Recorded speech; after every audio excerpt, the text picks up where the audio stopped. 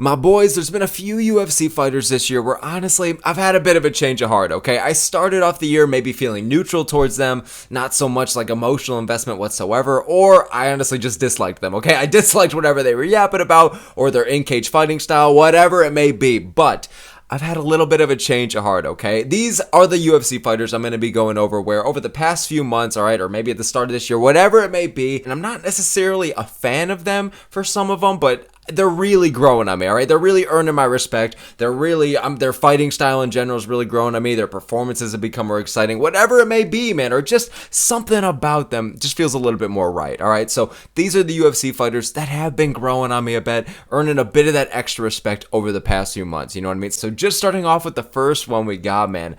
Big bad Sean Brady, all right? Dude, most of the time I've yapped about this guy on my channel, I have not had great things to say, but I cannot lie that I'm slowly kind of becoming a Sean Brady fan. Like, listen, man, this guy is going out there, and the performances he's been putting on ever since he got TKO'd by Bilal Muhammad. Hey, you know, I'm the best striker in the UFC. I'm not even shooting a single takedown against this guy. You know, I got the best boxing in the UFC. This guy, ever since he got TKO'd by Bilal Muhammad, he's been making drastic improvements in general, a bit more urgency on the ground, especially maybe to just ragdoll, get a finish. Not that he wasn't doing those things before, he was, but there's that little bit of that extra oomph to him, okay? That little bit of a just, this guy experienced a loss, okay? And he's been improving even more. His grappling was already really good, but it's been getting even better, even more dominant, okay?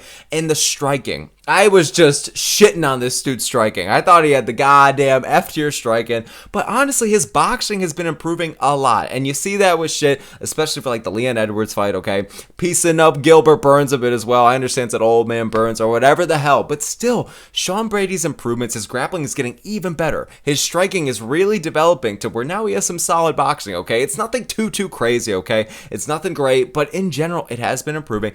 And this is a guy where really, man, I'm not just hopping on the train because he's becoming more successful and now he's like in the top 3. His fighting style has just been growing on me a lot, okay? Like the grappling, he made it look entertaining in the past couple of performances, Gaslam and then Edwards and then Burns, so I can appreciate that out of him, okay? I appreciate when UFC fighters make the grappling a little bit entertaining for the fans, whether they're trying to or not, you know what I mean? There's a bit too much of smudge fest at times, there's a bit too much of Mario bitch-ass Batista pushing up against the fence. Fuck that! I appreciate that Sean Brady, man, I got this whole new light on it where it's like, I appreciate what he's doing in there in the cage. He has a really good style to go really far in the division, okay? Maybe even win the damn belt. And in general, like, another thing that's standing out to me as well, I'm just talking about him inside the cage. Let's step out for a little bit. Man, he's just wanting to stay active here, okay? He definitely could just kind of be that guy that just makes his way to the top 2 in the division, then he's going to coast out, maybe wait for a Makhachev to pull out or something, or then wait till like early 2026 and feel like, oh, I actually deserved my shot. I have the number 2 next to my name.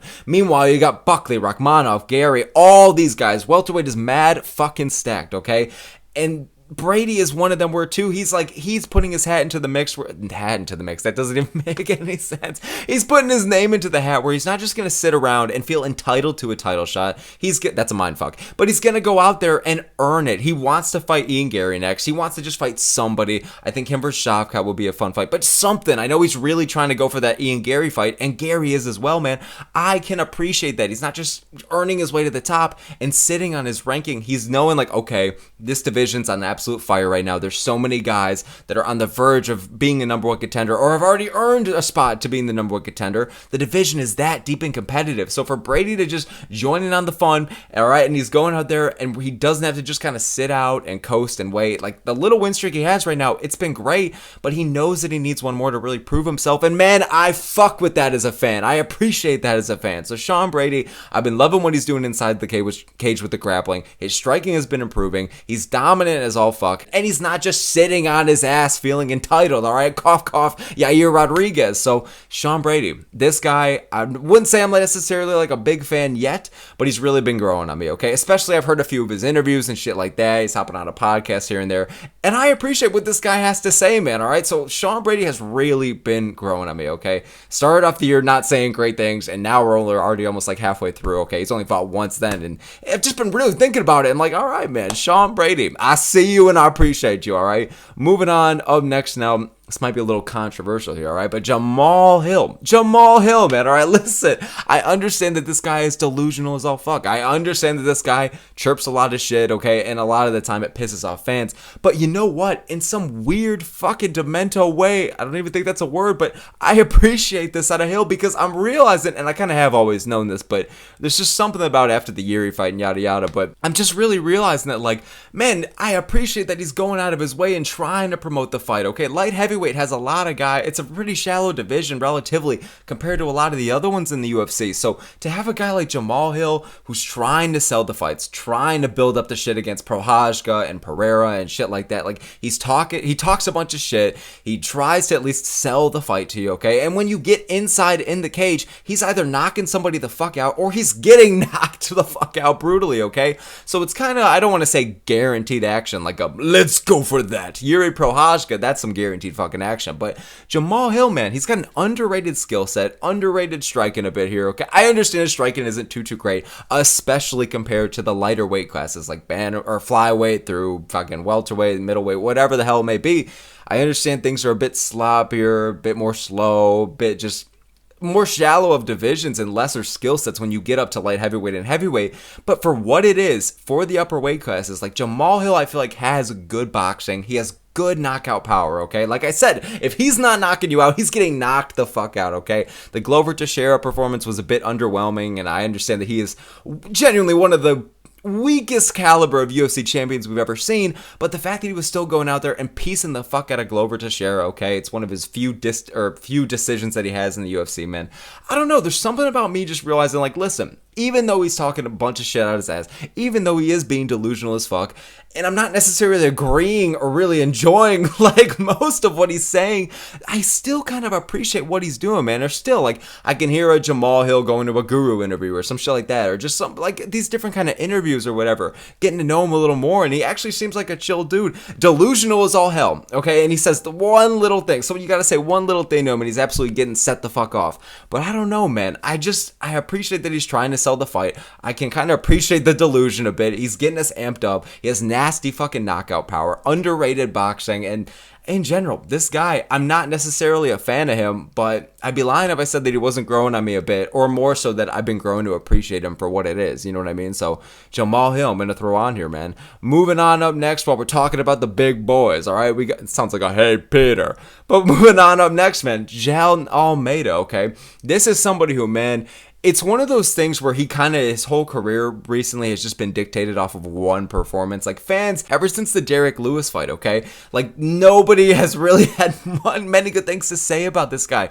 But honestly, when you just get rid of that smudge fest out of your mind, okay? You really realize that Jailton Almeida is a absolute finisher. Like, the Derek Lewis performance, it was boring as all fuck. It was an absolute smudge fest. It was underwhelming as all hell. And it definitely was a bit of a stain on his record there, especially from the fans' perspective. But other than that one performance, it's all been knockouts or submissions, okay? This guy is underratedly entertaining, okay? And the grappling, when you do see it, it's impressive as all fuck. And he's actually trying to get finished. Now, I understand that's difficult to say because I guarantee you're thinking about the Derek Lewis performance. Yes, it was boring as fuck. Yes, it was a smudge fest. But the thing is, that was it. He was trying to do it against Curtis Blades. Don't get me wrong. It was absolutely trying to, so I should probably keep that in account as well. But in general, like, I feel like this guy's underratedly entertaining, and people just forget. People forget, man, but he's seriously a consistent finisher with a really well-rounded skill set. He has good knockout power on the feet, okay? Clearly, his grappling is his bread and butter, and that's where he's going to be a lot more comfortable. But in general, man, he's well-rounded, and especially for heavyweight standards. Like, this guy isn't just some blob. He's an actual non-blob for the division. That's great to see. Like, in the devastating shape that heavyweight is in right now, all right? No pun intended, all right? Talking about the blobs and shit, but in the devastating state the division's in right now, and really the only legitimate contenders are really just good fighters relatively to the lighter weight classes, man. And even then, it's not touching them, but it is that top 5 or 6, and Jailton Almeida is up there, okay? It just goes right down to Sergey Spivak right after, and then you go to the Martin Tybura's, and he's a great fighter, and all this shit. So Jailton Almeida, I feel like, has an underrated skill set. He's underratedly entertaining. He gets finishes. Yes, sometimes it could be a bit boring. Yes, sometimes it is a little bit of a smudge fest. But in general, man, I feel like people dictate too much of his career based off of the Derek Lewis thing. This guy isn't a shit talker. He's not some loudmouth on the mic. He's not always the most exciting. But I feel like people just judge the one performance way too much. So Jailton Almeida has really been growing on me here. I think he's a really dangerous matchup for Gane, Volkov, pretty much everybody except Aspinall or Jones. And even then, he can give them a run for their money. We have to see it. This guy can move down to 205 and have a good chance of becoming the champion. So, Jailton Almeida, man, I'm really kind of starting to appreciate him. Now, don't get me wrong. If in his next performance or two, we see another Derek Lewis type smudge fest, I'm going to Control-Alt-Delete all the bullshit I just said. All right? Because then it's going to be like, oh, you don't know what the fuck you're going to get. Not that people can't get smudge fest once in a while, but man, if it's becoming a trend, then yeah, it's a red fucking flag. But I'd be lying if I said Jailton Almeida wasn't growing on me. I'm starting to really appreciate him, man. Moving on up next, I mean, too much of the big boys, all right? I can literally feel my heart starting to develop like cardiac arrest even talking about them for too long. Let's go down to the lighter weight classes. Brandon Royval, man, the raw fucking dog, dude. I'm really becoming a Royval guy lately, man. I can appreciate this dude, all right? I'm really realizing, especially over the last few months, I know he hasn't fought yet this year, but he has such an underrated resume, man. Seriously, only lost to Moreno, and then only has lost to Pantoja. Other than that, he's beating everybody else. Like, he's kind of in a situation of like a Colby Covington when Usman was champ, a Holloway when Volkanovski was champ, like Robert Whittaker when he was kind of beating everybody else besides Adesanya. Like, these guys are beating everybody else in the division besides the champion, you know, whoever the hell it may be at the time. And Brandon Royval is the flyweight version in that case, man. So in general, even besides him having an underrated resume, an underrated skill set, man, and he's well-rounded as fuck, he was able to hold his own in the grappling exchanges and the scrambles against a really elite guy down there in Tetsuro Taira, all right? I'm starting to goddamn forget how to speak English, let alone Japanese, but shit, Brandon Royval's well-rounded. He has really good striking, okay? Solid pop behind his shots. He's a good pressure fighter, okay? He's kind of adaptable in most situations that are thrown at him there. His striking and his boxing, they're good as fuck, especially for flyweight standards, man. He's not going out there and he might not have the exact same power as maybe a guy like Cara France or Kopp, but in general, man, his striking is elite enough to hang with him. The fact that he's been such a big underdog against Tetsuro Taira and now Manel Kopp, and I feel like I don't know if I'm tripping about this, but whoever he fought before Taira, I feel like he was a solid underdog as well. In general, like Brandon Royval, he's going out there and winning though. The fact that he's a plus 250 against Kopp, and I rate Kopp very highly. He's personally my early pick for that fight. But Royval, man, people forget, man, he has a real fucking chance, a legitimate chance to really go out there and beat Manel Kopp, all right? Maybe even get some kind of finish in there. I feel like Royval is good enough to be able to hang in the grappling with elite guys like, you know, Pantojas or fucking Tairas, whatever the hell. And yes, granted, he lost to Pantoja twice. I understand that, okay? But in general, his striking is good enough as well to be able to hang with the top dogs, man. It's just unfortunate when you look at his losses, like, you kind of forget they are only to the very elite of the division, but this dude is going out there, man, and he's putting on fun fights and finishes, okay? Like, the submission wins over Cara France, over Matt Schnell, over Tim Elliott, like, the grappling is fucking there. And again, like I've been preaching, looking so defensively good against Tetsuro Taira, and then the striking, man, like, he's going out there knocking out Nicolau, and then even like the Brandon Moreno rematch, he went to show, like, I've literally been saying that he's only losing the top dogs, and one of them is Moreno. Jesus Christ, man, like, he won that fight back, like, he got that fight and made necessary improvements. That was a good little back and forth, and his striking was able to hold his own against Moreno, who's also high level on the feet, man. So in general, Royval has it all. He has the good striking with solid pop behind his shots and finishing ability. He has the good grappling work. He can hang defensively with Taira and going out there and submitting a lot of the top 10 flyweights in general. You know what I'm saying? So this guy is dangerous in all regards, underrated resume, and he can put on fun fights, and he's an underrated finisher as well. More fights than not of his are finishes, man, but people forget with the flyweights and shit. You know what I'm saying? So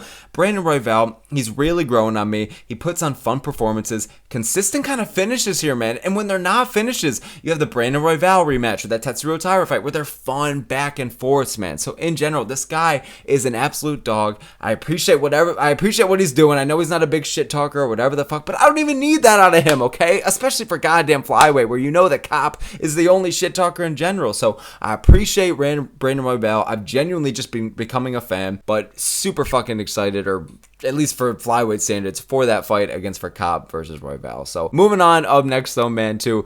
This is one of the ones on the list where it kind of wasn't a gradual, just few month process, or like I had to see a few performances. All right, this was kind of just, I saw this guy after one performance and I'm like, oh wow, I didn't realize I might be, kind of like putting respect on him here, or really he might be growing on me, okay? And it's Aiemann Zahabi. I'm sorry, man, all right? This is what I mean, okay? It was after the Aldo fight alone. I had nothing but a lot of shit to say about this guy before the Aldo fight, okay?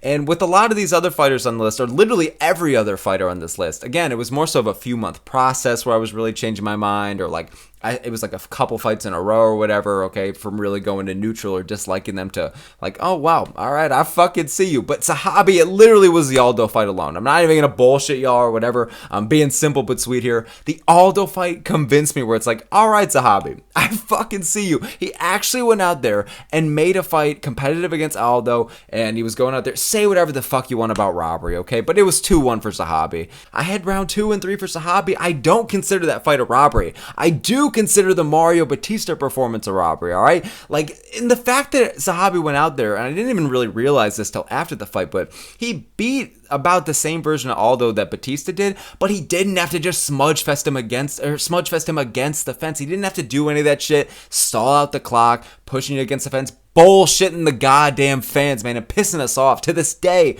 one of the most frustrating performances I've ever seen as a fan. Zahabi went out there, and yeah, all the comment sections were crying about it, but he didn't even really shoot a goddamn takedown on this guy, okay? The only time we really saw this fight going on the ground was that last few minutes where he was beating him the fuck up with devastating ground and pound, brutal elbows, okay? It wasn't just racking up control time, trying to beat out the clock and steal the round. He was trying to finish him on the ground and beat him the fuck up, okay? And in general, like, that was really the only time the fight got to the ground in general. Zahabi wasn't pushing him against the fence. He wasn't spamming takedowns. He was making it a fucking dog fight, and it was a really fun fight in general. So honestly, he proved that he's a goddamn dog against Aldo. The fact that he took that nasty, filthy, fucking slutty soccer kick from Aldo, and he still came back and won that round, man, it shows that his chin is underrated as fuck. And it also shows that, man, he could be in it. So yes, I'm hyping him up there, but I'm really talking about the Aldo performance alone.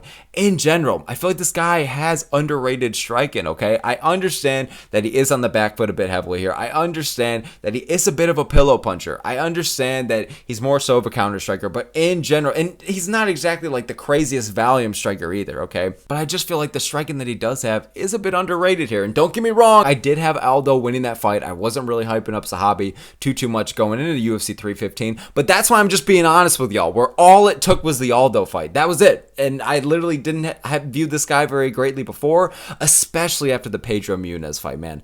That was such a pillow fest, man, and it was just another guy that was getting past the good old gatekeeper and Pedro Munez. So I don't know. I had nothing but really not great things to say about Zahabi prior. I wasn't too impressed by him. Like, yes, he got a couple of finishes earlier on in his UFC career, but had a bit of dud decision, then dud decision, kind of back-to-back going into the Aldo fight. So I feel like that's why I was extra kind of, and a lot of us didn't really have too high expectations for him, especially because he is an older prospect. He's like 36 or 37 or some shit like that. You know what I mean?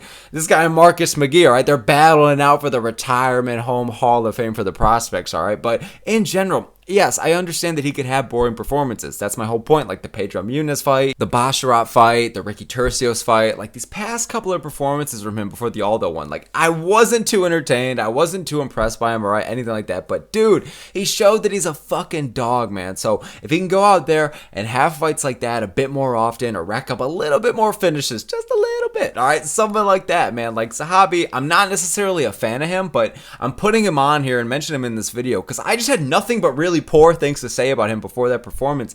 And now it's like, all right, I fucking see you. You have my respect, sir. I'm tipping my Ben Askren fro to you, all right? So all due respect to Zahabi, man. I was really impressed by that performance, and it was a really fun fight. So yes, he puts on duds at times, and yes, he could be underwhelming. Do I think he's ever going to crack the top 5? No, I do not. But he could. And even if he doesn't, listen, man, all right, like I said, I'm tipping the Ben Askren for you. I see you, and you have my respect, sir. Moving on, up next year, man. Listen, jabroni. Don't start smashing your keyboard. Don't start throwing goddamn shit at the screen here, all right? I'm gonna give some praise and respect and a little bit of admiration here to Ian Garry. Stop Stop. Don't fucking throw a bunch of shit, bro, alright? I have some solidly nice fucking things to say about Ian Garry here, okay? I'm not gonna lie. I understand that this guy yaps so much bullshit. I can't stand most of the shit that this guy says. I'm not gonna lie. And in general, his fighting style, especially once he entered the top 15, ever since the big bad knockout over Daniel Rodriguez, like, he really lost a lot of his finishing ability, if not all of it, once he started fighting guys in the rankings. And I get it, more dangerous fights and more elite competition. I get it. But in general, man, like, it's just such a kind of contrast to where he kind of started in the UFC. You know what I mean? And even then, he couldn't finish Neil Magny, bro. The goddamn Neil Magny test. So, Ian Garry, I can't stand a lot of the shit that he says when he yaps, okay? And his fighting style lately over the past couple years has not been entertaining. The Practice fight was pretty fun, and he did get in the pocket a few times. He was outstriking him a bit there, so that fight was actually pretty fun. But you know what I mean, all right? In general, though, all right, keeping all that into account, and I am not an Ian Garry fan. I'm really not. I'm not just saying that to fucking say it either. Like, I'm not a fan of the guy. I more so dislike him than like him. But I'm gonna be honest, dude, he's kind of doing a lot of what we want in fighters right now. In this whole age where a lot of people are ducking, cough, cough, the motherfucking John Jones. And not even Jones. There's a lot of situations where it's like a lot of the top fighters, especially in the top 10s for divisions throughout flyweight through heavyweight, we're seeing a bit of kind of picky choosy mentalities, and some guys don't want to fight the other because he's not that much of a draw, or that's a boring fight, or that's too dangerous of a matchup, I don't want to risk it.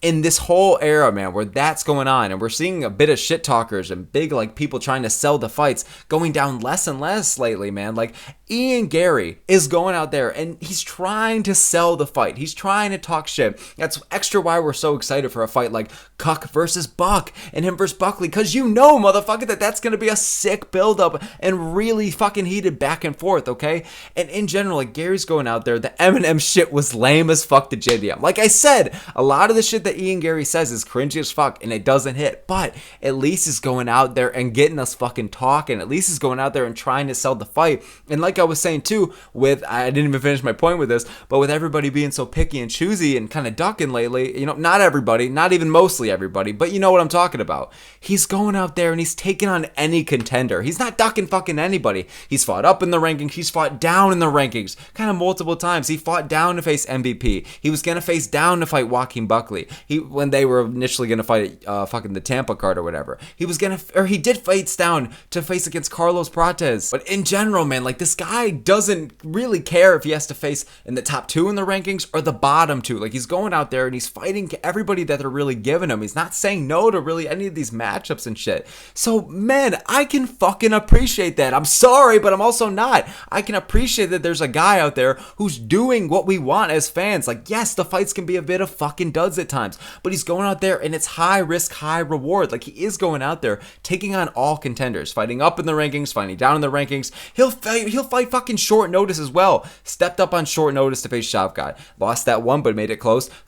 Stepped up on short notice to face Carlos Prates. Again, it was pretty close, but in general, he got the better of him there. So, man, like, he's going out there, if it's short notice or not, if it's up or down in the rankings or not, like, he's going out there and giving us these fucking fights. It's high risk, high reward, and he's active as fuck. He's been fighting like 2 or 3 times a year. I'm inclined to say 3, but I'd have to pull it up to check. But 2 to 3 times a year, it's a perfect kind of ratio, especially when you're in the upper echelon and then you're in the rankings now, man. Like, that's kind of what we want out of a fighter. He's staying active as fuck, okay? He's taking on short notice or full camp. He's fighting up, he's fighting down, and he's talking a bunch of shit. So, man, listen, I can't stand the guy a lot of the time. I'm not a fan of this guy, but I would be fucking lying to you if I'm not saying that I'm really starting to appreciate him for what he is. Like, yes, I don't have to be a fan of him and go crazy for all his fights and be rooting for him to win and all this bullshit. I can still appreciate it for just a guy like this in the division. I wish, and you wish, motherfucker, that more fighters had that mentality. And unfortunately,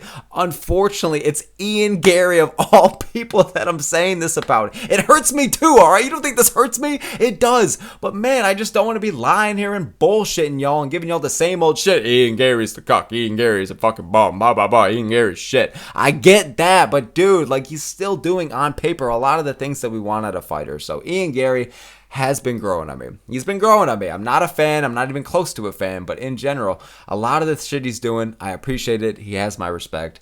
And moving on now to the last one we got here, all right?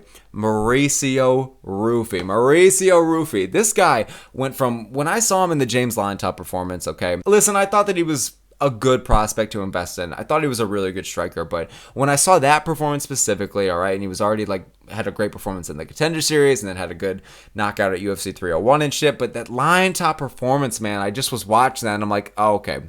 Like, yeah, he pieced him the fuck up, and yeah, he clearly won that fight, okay, but I was like, man, I just don't think this guy's going to be like all that. I didn't really know much about the guy's personality or anything either, but man, the Bobby Green fight alone and then the full violence collab, so I'm seeing more interviews from him and all this shit, man. Like, he went from my least favorite of the four horsemen of the fighting nerds to absolutely now he's my favorite, okay? Like, I am rooting for this motherfucker so hard. I'm genuinely a fan of this dude now, man, okay? He's very fucking entertaining. He has really elite, dynamic, slick, powerful, quick as fuck striking, okay? He's elusive as fuck on the feet. Great footwork, all right, man? And he's going out there and getting consistent finishes, especially that Bobby Green. The goddamn it Bobby finish was brutal as fuck to watch, man. I understand it was glitching out on ESPN, so thank God we're leaving the ESPN days and shit, but in general, dude, this guy is exciting as fuck on the feet. You gotta assume with the improvements that Prates has been making with the takedown defense and with the improvements that Gene Silva's been making in the grappling in general, offensively and defensively, okay? These guys are all, besides Baraujo, primarily strikers and stand and bang kind of guys. Not even really stand and bang, that's not how I should word it, but you know what I mean? They're primarily strikers, all right? Looking to fucking take your head off. And now they're going out there and they're able to kind of either mix it up or be able to hold their own with good takedown defense. You gotta assume they're doing the same with Ruffy. We really haven't had a chance to see too much of it yet, but you gotta assume they're prepping him the same fucking way. And I think this guy has a lot of promise to be a future title contender. I think he has a lot of promise to be a guy who goes really fucking far. Does he ever win the belt? Honestly, I don't think so. I really don't, okay? And again, we gotta see what happens in the grappling. We gotta see him face more elite competition than a fucking Jamie Malarkey or a Bobby Green in general. You know what I'm saying? But man, this guy has exciting as fuck striking, okay? He's going out there, and I think he's going to go far. And I'm saving this part for last because I know that only like 10% of y'all are going to appreciate this, but I know there's some of you, motherfucker. I read the goddamn comments. I see all y'all, all right?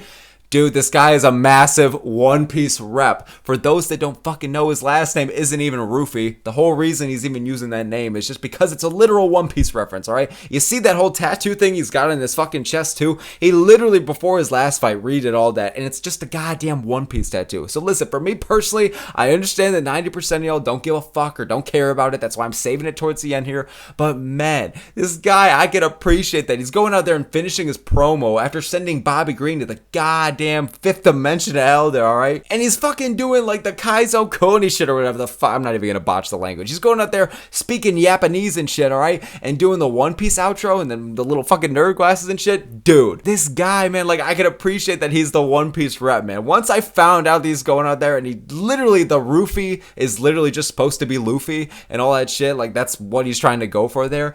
Dude, I was fucking sold, alright? I already, like, seeing the striking, okay? Like, I already was kind of really invested in the guy's fighting style. I knew that, like, especially seeing the knockout, but man, like, seeing some of these interviews and seeing the full violence collab and they're giving a peek into them and kind of what they're like, and especially Ruffy and shit like that, like, dude, this guy, he went from my least favorite of the fighting nerds to now my favorite. And yes, some of my reasons are a bit more legit than others here, alright? But I'm fucking standing my base. So, Mauricio Ruffy, I definitely have become a fan of him, okay? A genuine fan. I really hope he goes far. I don't think he'll become the champion, but I fucking hope so. At the very least, I do definitely see him cracking the top 5. So, in general, man, didn't expect this to be kind of this long for a video. I thought it was going to be a little bit shorter. But man, these are the UFC fighters that have been growing on me this year. And again, I gotta preface, I'm not necessarily a fan of all of them, but again, they definitely been kind of growing on me. So thank you guys so very much for making this far in the video. Please give this video a little bit of a like, all right? And if you want to subscribe, please motherfucking do. We just hit 1,000 subscribers a week or two ago. Endlessly appreciate y'all for that. So